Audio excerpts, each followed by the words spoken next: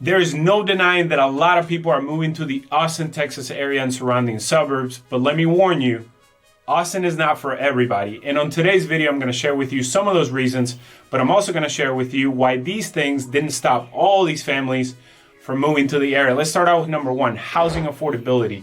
There's no denying that prices have increased all around the country, especially here in Austin, Texas. At one point, during the peak of the pandemic, the post-pandemic years, we were as high as 45% from the year before, or from 2019 to 2022. May of 2022 is when we hit that peak before we started coming down. Now we finally settled down. This year we're on track to have an appreciation of about 3% to 3.5%, but the median home price in the Austin metro area. Now, when I'm talking about the Austin metro area, I'm talking about the city, and then also the surrounding suburbs like Round Rock, Leander, Kyle, those things. And we're sitting right around $435,000, the median home price of this area. So again, we're above the national average. So that goes to show you how the affordability in this area, it can be higher than other parts of the country. Now, this has actually been the case for a while. Austin, especially the city of Austin, has always been a little bit higher in price than Houston, than Dallas, and San Antonio. That has never changed.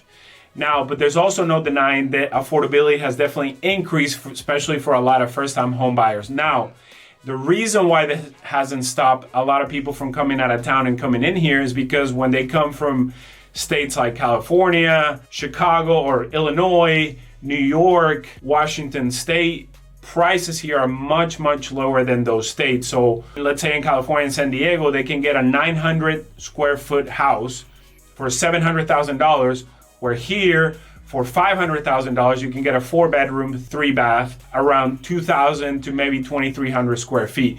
But now, for people that are not used to these prices have definitely increased, and it has made it harder and harder for first-time home buyers to access a home. In fact, a lot of our first-time home buyers have definitely adapted and pivoted, thanks to our help, to new construction, because new construction tends to give you more incentives. It tends to give you a lower rate, which makes the home a lot more affordable for you and the family. But there's no denying that affordability has definitely gone down in the Austin area and also in the suburbs, but you can definitely still find homes lower than the national average in the suburbs. But when it comes to the city of Austin, the median home price comes up even more to $515,000, which is much, much higher than the national average. On to number two, which is property taxes. There's also no denying that property taxes are a lot higher in Texas than a lot of the other states in the country. One thing to remember is that we have no state income tax in Texas, but that definitely gets offset, or they definitely make up for it when it comes to property taxes. The average property tax in this area, remember, I'm talking about the Austin, Texas area and surrounding suburbs like Round Rock, Georgetown, Leander, Kyle, Buda, Dripping Springs, those areas. The average, and again, don't hold me to this, but what I see from my experience, it's anywhere from 1.9 to maybe 2.4, 2.5%. So the average is right in between that. You can definitely find options under 2%. But for you guys, especially to reach out here on YouTube, either to the number or the email, or schedule that Zoom, the majority of you are looking for new construction. And typically for new construction, the average tax rate is going to be right around 2.3 to 2.5%. So keep that in mind. Now, when it comes to these taxes, remember that you have the homestead exemption. Not to get into the weeds, but when it comes to the homestead exemption, that can definitely lower your taxes.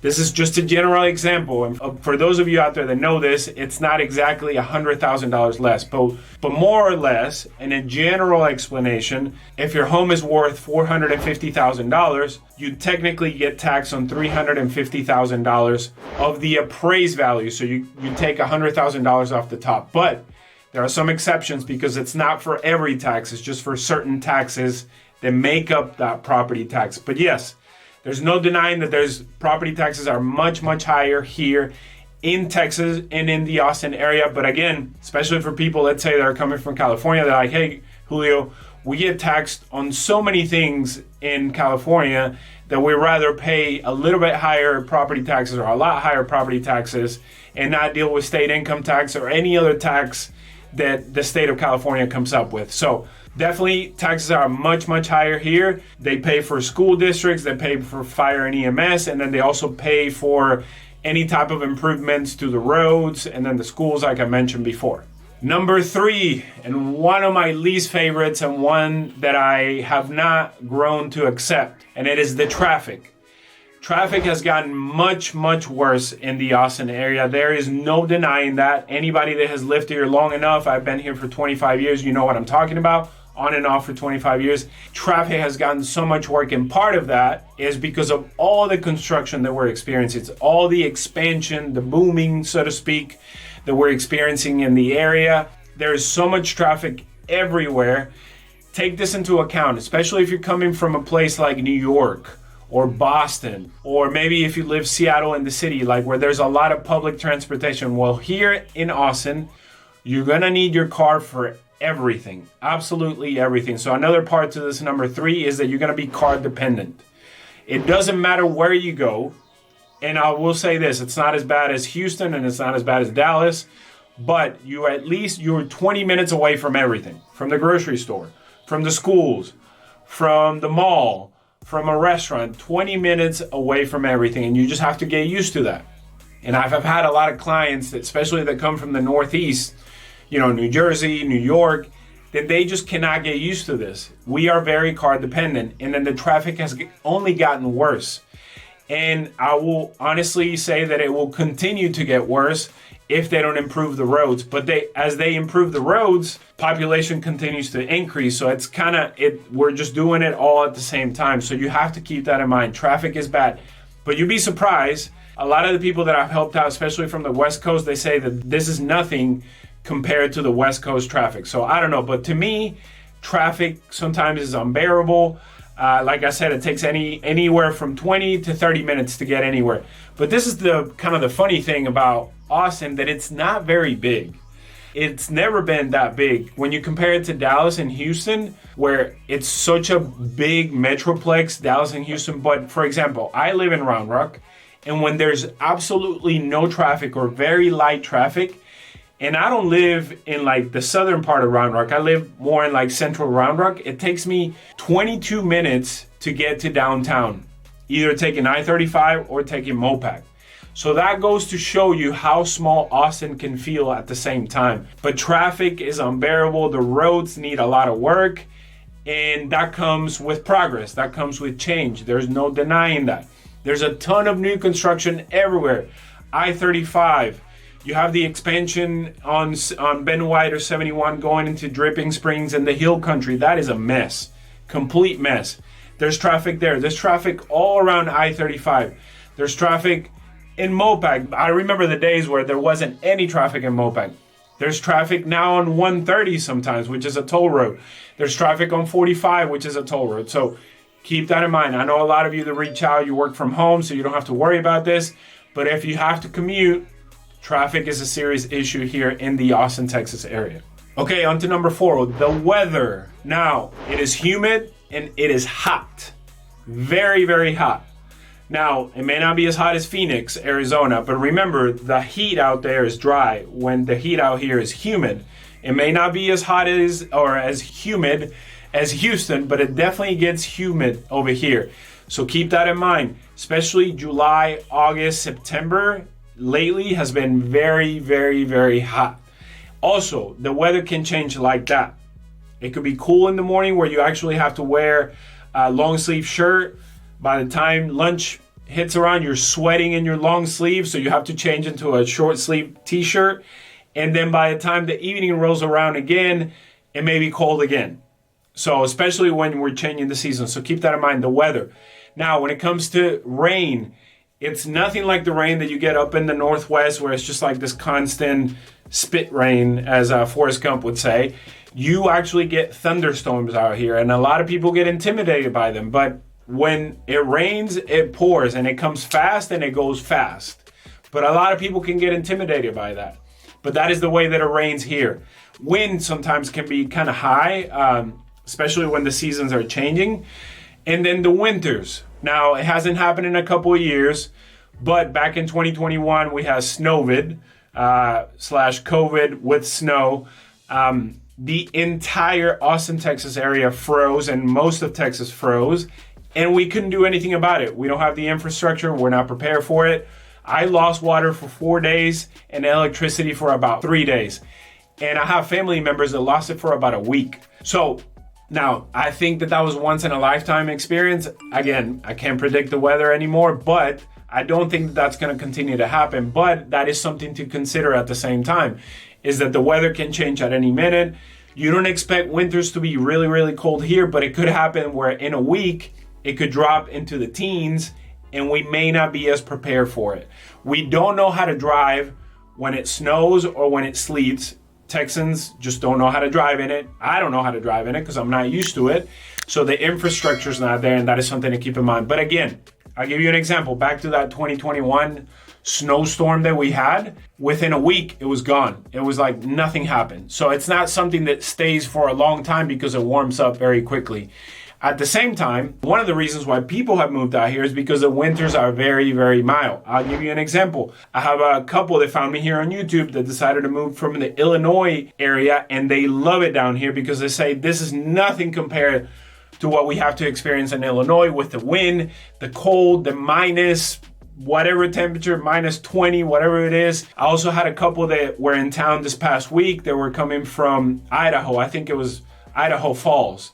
And now you hear in the news that everybody's moving to Idaho. Well, guess what? This couple wants to move away from Idaho because they can't stand the winters anymore. So winters can be very, very mild. So as much as the weather here can be very tough in the summer, people are moving down here because the winters are so mild. So that is definitely something to keep in mind. Another thing to keep in mind, we typically don't get hit by hurricanes because by the time they hit the coast and it goes through Houston and then comes into Austin, it's a tropical storm, or it's just a storm, a regular storm. So we don't get hit with that very hard winds and rain and things like that. So now tornadoes, because I have gotten this question before. Typically tornadoes hit Dallas and that area, but we have had one, I think it happened about 4 years ago, that actually hit Round Rock, which was a freak tornado that we had. We have had a history of tornadoes in the past, a long time ago. I think up in Waco or in Jarrow, I think there was a pretty severe one.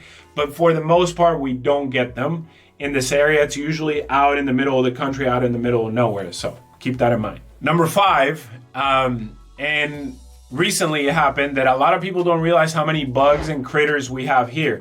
It's humid during the summer. We get a lot of rain. It is Texas. It's somewhat wild still. You still see a lot of farms around here. So we do get bugs. We get spiders. We get scorpions. We get snakes, crickets, you name it. They're all around. But of course, when you move into your house, you have pest control, you have those things, but you don't be surprised to find a scorpion in your garage. Don't be surprised to find crickets. Don't be surprised to find spiders. I hate spiders. I cannot stand spiders. So, but it's an everyday life. They always come into my house, especially when the seasons are changing. It's very, very common to find them sneaking in, and it's just a way of life. Also deer, especially because we're in the hill country, and deers and livestock like that is common to find it on the roads, and they run in the middle of the road. And unfortunately, you may run into them. So that is very common to find, especially in West Austin and the hill country, Dripping Springs, Bee Cave, Westlake, that area, or Lakeway, that area. You can definitely find them, especially at night. You just have to be very careful to turn on your brights and make sure that you don't run into them because they can definitely damage your car. But, wildlife, bugs, critters, just a way of life here in Texas. Snakes, rattlesnakes, part of Texas is desert, and you're going to find them. Not as common as you think, but you will find them around the area. And to add on to animals, bugs, and critters, and a lot of people don't talk about this, but allergies. In the spring, man, they hit me super, super hard, especially grass and ragweed and those things that pop up in the spring, which, again, people forget this. Which I know I'm biased, but this is the most beautiful part of Texas, which is the hill country, which is where Austin is. And we get a ton of wildflowers. We get a ton of weeds and ragweeds and grass. And that can definitely affect your allergies. For me in particular, the spring can be very, very tough. My eyes are watering a lot. I'm sneezing a ton. My nose is always running, and it typically will last for about a month, especially if it rains a lot in the winter like this winter. Oh man, springs can be very, very tough. So if you're somebody that suffers from a lot of allergies, keep that in mind. Make sure that you get tested before you come down here, because they can be tough. Now, at the same time, you just kind of deal with them. I will say this, for a lot of people that move out here, the first couple of years, you don't get affected by allergies, and then all of a sudden it kicks in that third year, fourth year, fifth year, and then all of a sudden you go through a low again where you don't get affected by them, and then they kick in again. It's very weird how it works, but that is something to consider. Also in the winter, we have what's called cedar fever, because we have a ton of cedar trees around the area, and some people can get affected by cedar fever. And how that usually feels, it feels like the flu. Like you have the flu, you feel groggy, you feel weakness, chills, things like that, and you think that you have the flu, but it turns out that you have cedar fever, or it's just allergies affecting you. But that is definitely something to keep in mind. If you're somebody that struggles with allergies, make sure that you get tested before you come down to this area. Next one is prices of food or prices of going out.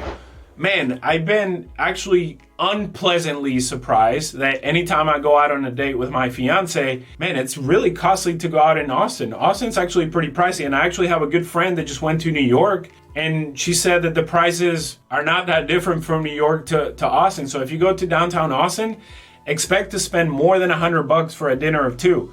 Cocktails, I was surprised, 15, 17, 18 bucks, 20 bucks for a drink, a mixed drink. I know this isn't a drink. So something to keep in mind, if you want to go out on date nights, it may be something to budget for, because it's not as affordable as it used to be. One plate may cost you 26 bucks, 30 bucks, 50 bucks.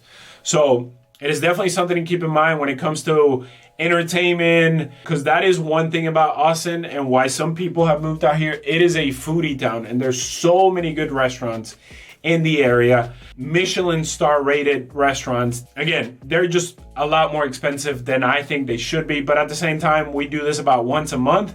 But that is definitely something to keep in mind, is that food, when it comes to going out, can be very, very expensive. And then finally, when it comes to a young city like Austin is, that's booming and growing as much as it is, it's the pain of progress. It's the pain of change. There's a ton of new construction going all around. Downtown is Crane City. Now they're expanding the hospital, the Seton Hospital downtown. And there's expansion everywhere, guys. But with expansion also comes opportunity. There's a ton of jobs in the area as well. And like I mentioned at the beginning of the video, Austin is not for everybody. And these are some of the reasons why people have either decided not to move, or they've decided to move away once they move out here. But also, some of these reasons have also made people move to this area, because one, it's a lot more affordable where they live. They don't get taxed as much. The weather is a lot nicer compared to other places. And then people, I will say this last thing, people are way more friendly in the Austin area. That is something you will notice. People feel a little bit more welcome. But again, it is not for everybody, and it is expanding a ton. There's a ton of traffic. There's just congestion everywhere when it comes to moving around, but a ton of opportunity as well. It may not be the place for you, but if it is the place for you, you know what to do. Reach out. My name is Julio Monagas here in Austin, Texas. Reach out to the number, the email, or schedule that Zoom so that we can help you relocate to this area. And if you live in Austin and you're looking to sell your house, we can help you do that as well, and then move to a different area in the Austin area. But until next time, guys, adios.